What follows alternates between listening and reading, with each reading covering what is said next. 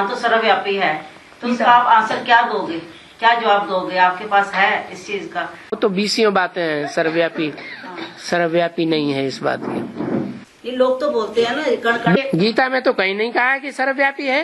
लोग बोलते हैं, हम तुम लोगों की बात मानोगे कि गीता जो हमारा मुख्य धर्म ग्रंथ है, सर्वशास्त्र शिरोमणि है, उसकी बात मानोगे? गीता की तो बात तो गीता में तो कहीं नहीं कहा है कि भगवान सर्वव्यापी है।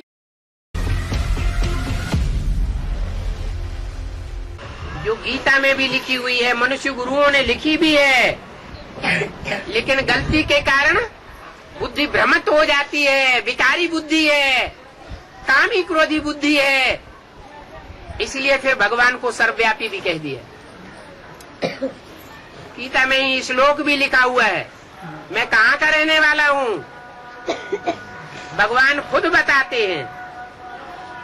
न तद्भासयते सूर्यो न शशांको न पावक यद् गत्वा न निवर्तन्ते तद्धाम परमं मम। जहाँ न सूर्य चांद सितारों का प्रकाश पहुँचता है, इतना परे का धाम है, वहाँ का मैं रहने वाला हूँ। जहाँ जाकर के आत्माएं फिर वापस इस कलयुगी पापी दुनिया में नहीं लौटती, वो मेरा परम धाम है। अगर सर्वव्यापी है, फिर ऊपर की ओर मुंह करके याद क्यों करते हैं? हे प्रभु, हे भगवान, ऐसे इशारा करते हैं ऊपर की ओर, तो जरूर ऊपर में है ना। गीता में कहा गया है, ना हम तेषु ते मये,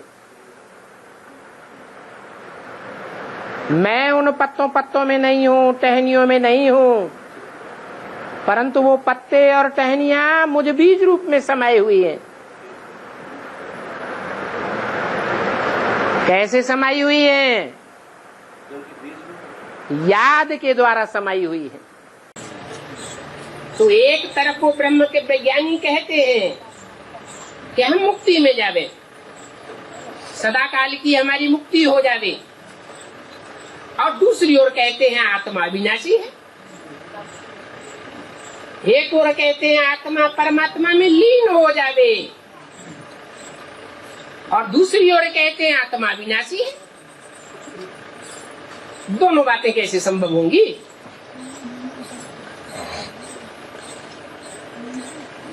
आत्मा पानी का बुदबुदा है, इसे सागर में से चुल्लू भर पानी लेवे, वो सागर का अंश है, और वो चुल्लू भर पानी सागर में फेंक दिया जाए तो कहेंगे वो चुल्लू भर पानी सागर में लीन हो गया। वही चुल्लू भर पानी कभी वापस आ सकता है क्या? उसको कहेंगे लीन होना। परंतु वो लीन होना माने उस चुल्लू भर पानी का अस्तित्व तो हमेशा के लिए खत्म हो गया। सागर में मिलकर के सागर हो गया। वो चुल्लू भर पानी जो अंश था,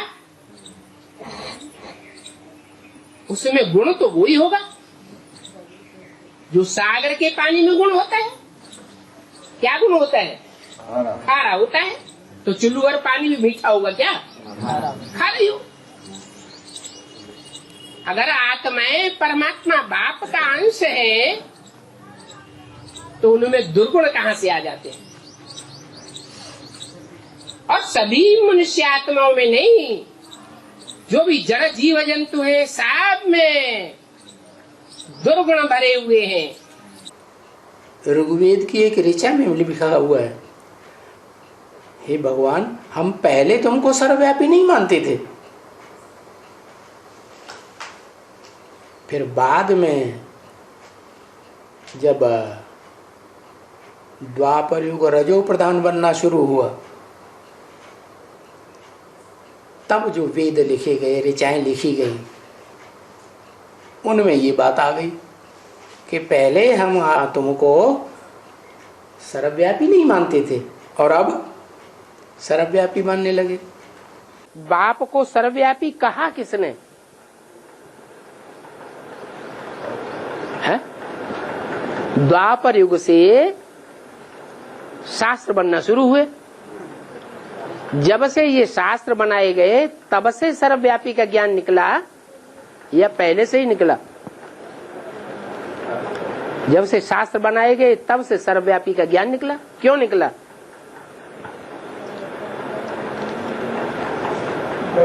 है? उस समय ही क्यों निकला? है? नहीं, उस समय सर्वव्यापी का ज्ञान इसलिए निकला कि चारों तरफ ढूंढा, फिर भी कहीं भी देखने में नहीं आया, पता ही नहीं लगता। जब नहीं पता लगता है तो कह देते हैं सर्वव्यापी। कोई बच्चे से पूछा जाए तुम्हारा बाप कौन, तो बाप का नाम बताएगा, फिर पूछेगा उसके बाप का नाम कौन, फिर बताएगा, फिर पूछेगा उसके बाप का नाम कौन। श्रूड बच्चा होगा, बाप से ज्यादा जरेबाजी, तो वो भी बता देगा। फिर पूछते जाओ तो क्या कहेगा? मैं। मनुष्य गुरुओं में तो मतभेद हो गए। एक मनुष्य ने कहा कि आत्मा एक है, वही परम ब्रह्म है, द्वितीयो नास्ति, दूसरा कुछ भी नहीं है। तो दूसरे मनुष्य गुरु ने कहा नहीं, आत्माएं सब अलग अलग है।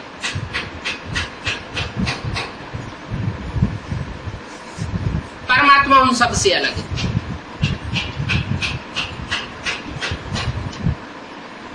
शंकराचार्य ने एको ब्रह्म द्वितीयो नास्ति बोला तो माध्वाचार्य ने उल्टा बता दिया। दुनिया को ये लगा माध्वाचार्य ने उल्टा बताया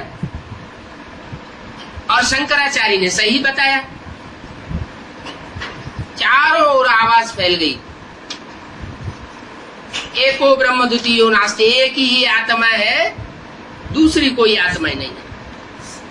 क्योंकि दूसरी जो है वो सब उसके अंश हैं, वो अंश में मिल जाते हैं, आत्मा सो परमात्मा में मिल जाती है, लीन हो जाती है। और उनका वाद इतना प्रचंड गति से संसार में फैला कि जितने भी धर्म थे सब धर्म वालों ने ये बात मान ली, एक नास्तिक धर्म को छोड़ के, कि आत्मा सो परमात्मा। पहले मुसलमान भी कहते थे अल्लाह ताला अर्श में रहता है, फर्श में नहीं है। अभी वो भी कहते हैं कि खुदा जर्रे जर्रे में है। जैसे हिंदू लोग कहते हैं कण कण में व्यापक है।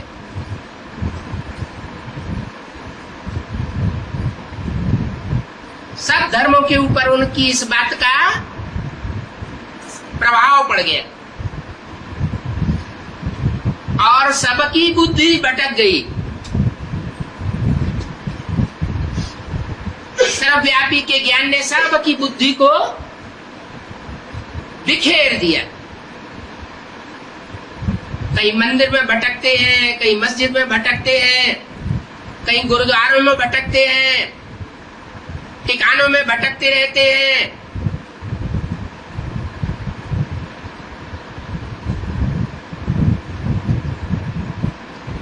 जगह जगह भटकते रहते हैं क्योंकि समझते हैं कहीं भी परमात्मा व्यापक है। पत्थर ठिक्कर भित्तर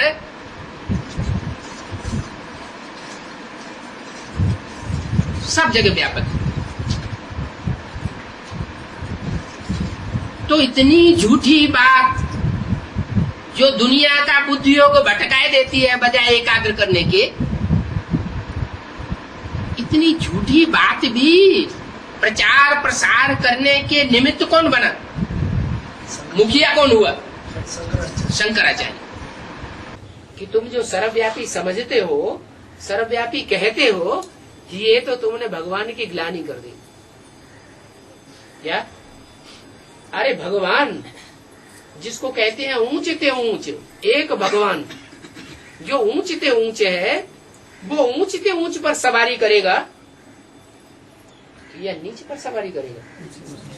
आज के जो धनी मानी लोग होते हैं, अच्छे साहूकार होते हैं, उनके घर में जो फर्नीचर होता है वो अच्छा फर्नीचर होता है या टूटा फूटा ऐसा ही फर्नीचर होता है? अच्छे से अच्छा फर्नीचर होता है। तो भगवान भी कोई है ऐसे वैसे में थोड़ी सवारी करेगा? है? ये धर्म पिताएं आते हैं, धर्म पिताएं भी नंबरवार जो देवताएं होते हैं उनमें प्रवेश करते हैं। तो भगवान भी ऊंचते ऊंच जो पार्टधारी है, हीरो पार्टधारी, उस हीरो पार्टधारी में बाप आकर के प्रवेश करते हैं और सारी दुनिया को चेंज करते हैं। वो बाप ठिक्कर भिक्तर में नहीं है, सर्वव्यापी नहीं है, वो तो एक व्यापी होकर आता है। ठिक्कर जैसी बुद्धियों में भगवान बाप प्रवेश नहीं करता। जैसे मिट्टी का ढेला होता है, ठिक्कर कहा जाता है। माया की एक छोटी सी ठोकर लगे और बिखर जाता है। ऐसे भीत बुद्धियों में जो ज्ञान मार्ग में भीत अर्थात दीवाल बन करके खड़े हो जाते हैं, न खुद आगे बढ़ते हैं न दूसरों को आगे बढ़ने देते हैं, ऐसे भीतर बुद्धि में भगवान आवेगा क्या? गुरुओं ने तो सत्यानाश कर दिया कि जब कहीं भगवान नहीं मिला तो कह दिया सर्वव्यापी है, इसमें है, इसमें है, इसमें है, उसमें उसमें उसमें चारों तरफ भगवान ही भगवान है। अब चारों तरफ भगवान ही भगवान है तो बुद्धि बिखर जाएगी या एकाग्र होगी? बुद्धि बिखर गई सबकी। बुद्धि के बिखरने से एकाग्रता नष्ट हो गई, और एकाग्रता जब बुद्धि की नष्ट हो जाती है तो बुद्धिहीन आदमी बनेगा कि बुद्धिमान बनेगा? बुद्धिहीन हो गया। इतना बुद्धिहीन हो गया मनुष्य आज कि जिस दुनिया में बैठा हुआ है उसी दुनिया को नष्ट करने के लिए एटम बम तैयार कर लिए। जैसे कोई मूर्ख जिस डाली पर बैठा हुआ है उसी डाली को काट रहा है। ये हालत आज की बुद्धिमानों की हो गई है। तमो प्रधान बुद्धि कहेंगे या सतो प्रधान बुद्धि कहेंगे? ऐसी तमो प्रधान बुद्धि वाले मनुष्य हो गए और समझते हैं हम हैं बड़े होशियार, हम सच्ची सुख शांति वाली स्वर्ग की दुनिया बनाने वाले हम हैं। अहंकार देखो कितना है। और भगवान बाप जब इस सृष्टि पर आते हैं तो जिस मनुष्य तन में आते हैं उसमें जैसे अहंकार होता ही नहीं, कभी साधारण मनुष्य तन में आते हैं। इतने साधारण मनुष्य तन में आते हैं कि लोग पहचान भी नहीं पाते कि ये भगवान का रूप हो सकता है। गीता में भी इसीलिए लिखा हुआ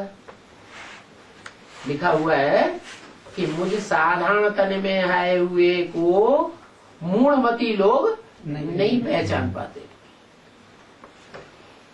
तो देखो भगवान की देन में, भगवान के स्वरूप में और मनुष्यों के स्वरूप में कितना अंतर है। भगवान की बुद्धि और मनुष्यों की बुद्धि जमीन आसमान का अंतर है। भगवान ऐसी बुद्धि वाला है जो कभी तमो प्रधान नहीं बनता, और मनुष्य सतो प्रधान देवता बन सकता है। देवता से फिर नीचे गिर करके असुर जरूर बनेगा।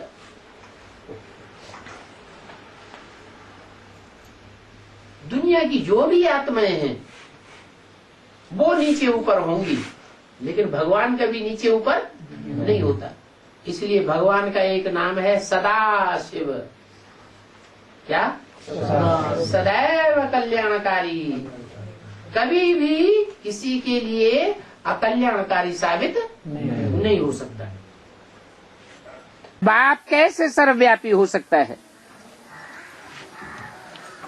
बाप तो एक होता है, अनेक बाप कैसे हो सकते हैं?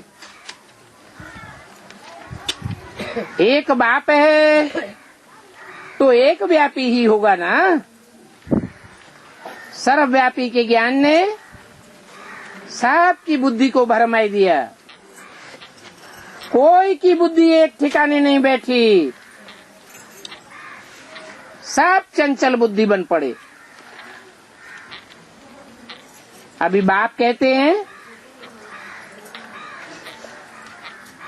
कि मैं तो एक मुकर्रर रथ में आता हूँ, मैं एक व्यापी हूँ, मैं कोई सर्वव्यापी नहीं हूँ। अगर सर्वव्यापी हो तो सर्व का नाम उसके साथ जुड़ना चाहिए। सर्व का नाम शिव के साथ जुड़ता है? जोड़ते हैं? नहीं जोड़ते। इससे साबित होता है कि एक शंकर ही है, जिसके लिए कहा जाता है देव देव महादेव, ब्रह्मा देव विष्णु देव और शंकर महादेव। तो बड़ा बच्चा कौन हुआ? महादेव शंकर बड़ा बच्चा हुआ। बाप को सर्वव्यापी कह करके कितना डिफेम कर दिया है। कुत्ते में, बिल्ली में, कण कण में बाप को व्यापी कहना कितना अच्छी डिफेम करते हैं। कच्छ अवतार, मत्स्य अवतार, ये कितनी ग्लानि कर दी है। सोचना तो चाहिए।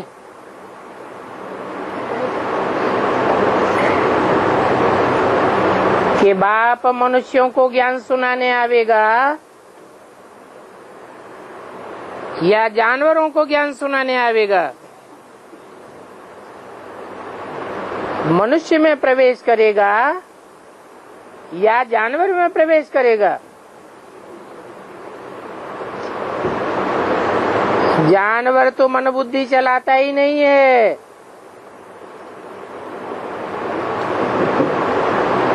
तो मनन चिंतन चल ही नहीं सकता।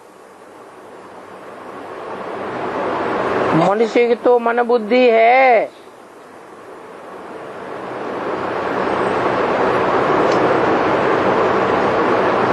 और जितनी ही तीखी मन बुद्धि वाला प्राणी होगा उतना ही ज्ञान की गहराई में जा सकेगा।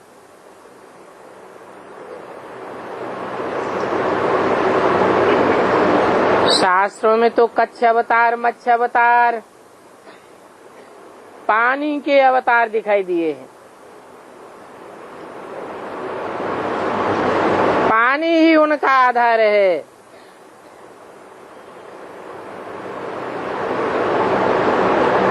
राम कृष्ण के अवतारों को धरणी का आधार दिखाते हैं। वास्तव में कन्याएं माताएं ही धरणी हैं।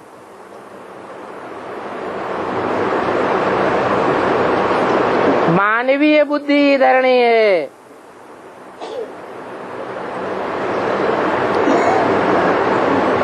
शंकराचार्य जो सभी का गुरु है वो सबसे जास्ती ग्लानि करते हैं। कहते भी हैं ब्रह्मा देवताय नमः, विष्णु देवताय नमः, फिर अंत में कहते हैं शिव परमात्मा नमः।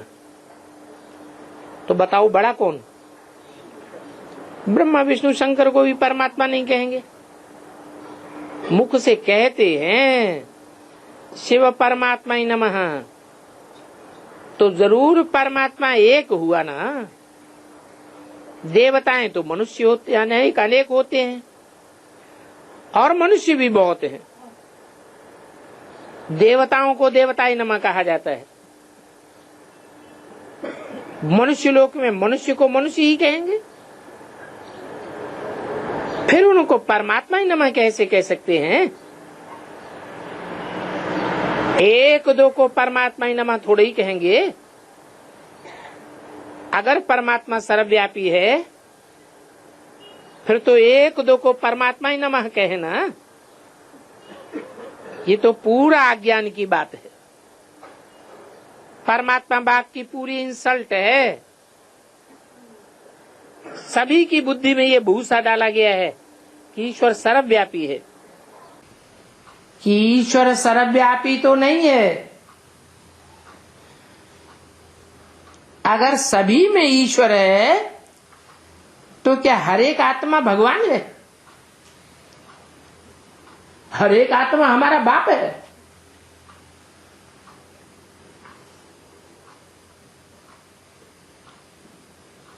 सदगुरु है क्या? बताओ।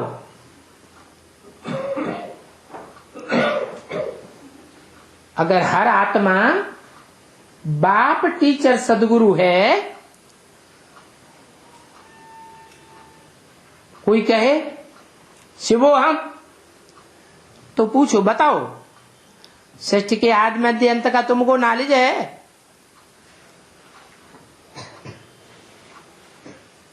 क्योंकि भगवान तो जन्म मरण के चक्र से नहीं आ रहा है, तो ये बात तो कोई सुना ही नहीं सकता। पहला झूठ कौन सा सुनाते हैं? ईश्वर सर्वव्यापी है। फिर ईश्वर को थोड़ी ही भक्ति करनी है।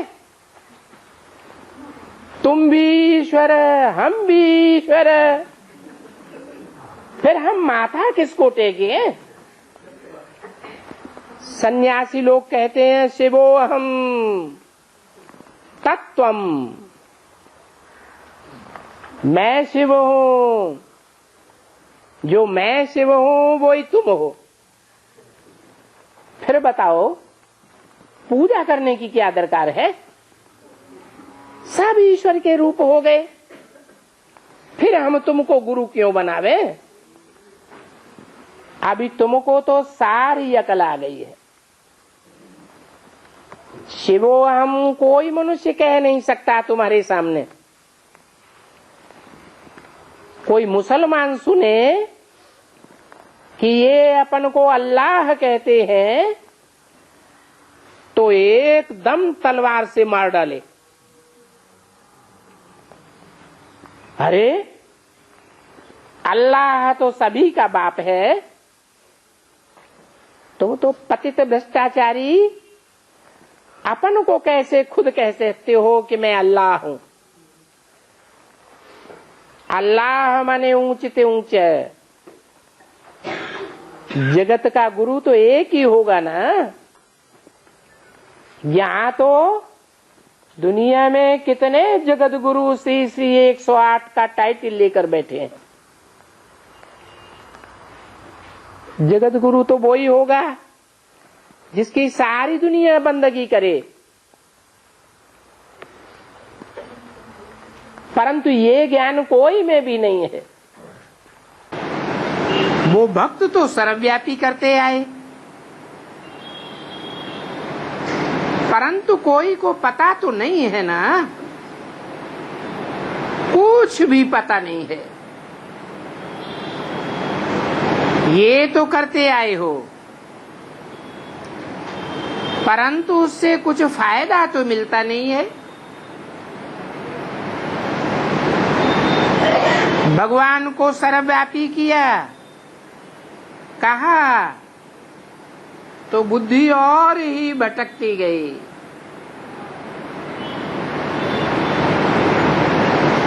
कोई मंदिर में गए, कोई मस्जिद में गए, कोई गुरुद्वारे में गए, कोई गिरजाघर में गए, कोई तीर्थों में गए,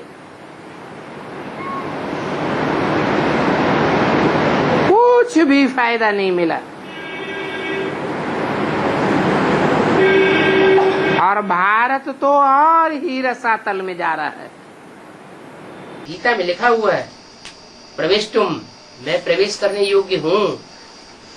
रूपक भी दिया हुआ है, अर्जुन का रथ है, उसमें भगवान ने प्रवेश करके उसकी बागडोर संभाली, लेकिन कोई कुछ समझ नहीं सका। क्योंकि एक तरफ तो शास्त्रों में कह दिया शरीरम रथम विद्ये इंद्रियाणि हयान्याहुः, शरीर को रथ समझ, इंद्रियों को घोड़ा समझ, और दूसरी तरफ वो रथ का और अर्जुन का रूपक बना दिया, चित्र बना दिया गीता के ऊपर। लोगों को फिर भी समझ में नहीं आया, न शास्त्रकारों को समझ में आया कि ये इंटरप्रिटेशन असली इसका क्या है। अरे शरीर रूपी रथ है, पुरुषार्थ का अर्जन करने वाले जो भी मनुष्य हैं नंबरवार, उनका शरीर रूपी रथ है। शरीर रूपी रथ में भगवान प्रवेश करता है, उनकी इंद्रियों को कंट्रोल करना सिखाता है, वो रूपक है। उन्होंने स्थूल रथ समझ लिया। अरे परमात्मा बाप अगर सर्वव्यापी होता तो सारी दुनिया में गुणों गुणों की ही लहर होनी चाहिए। अब गुण कहाँ से आ जाएंगे? बाप तो गुणों का सागर है। जो गुणों का सागर है वो गुण ही भरेगा, अब गुण थोड़ा ही भरेगा। शंकर में तीसरा नेत्र दिखाया जाता है ना, तो जो तीसरा नेत्र है वही शिव नेत्र है। शिव नेत्र माना स्वयं शिव की आत्मा ही प्रवेश कर जाती है, और किसी में नहीं प्रवेश करती मुकर्रर रूप से, एक में ही मुकर्रर रूप से प्रवेश करती है। वो सर्वव्यापी होकर के नहीं आता, एक व्यापी होकर के आता। एक व्यापी होकर के आएगा तो याद ज्यादा आएगा, और सर्वव्यापी होकर के आएगा तो याद कैसे करेंगे? बुद्धि बिखर जाएगी या एकाग्र हो जाएगी? बुद्धि तो बिखर जाएगी। तो बाप कहते हैं मैं एक में आता हूं और एक व्यापी बनकर के आता हूं,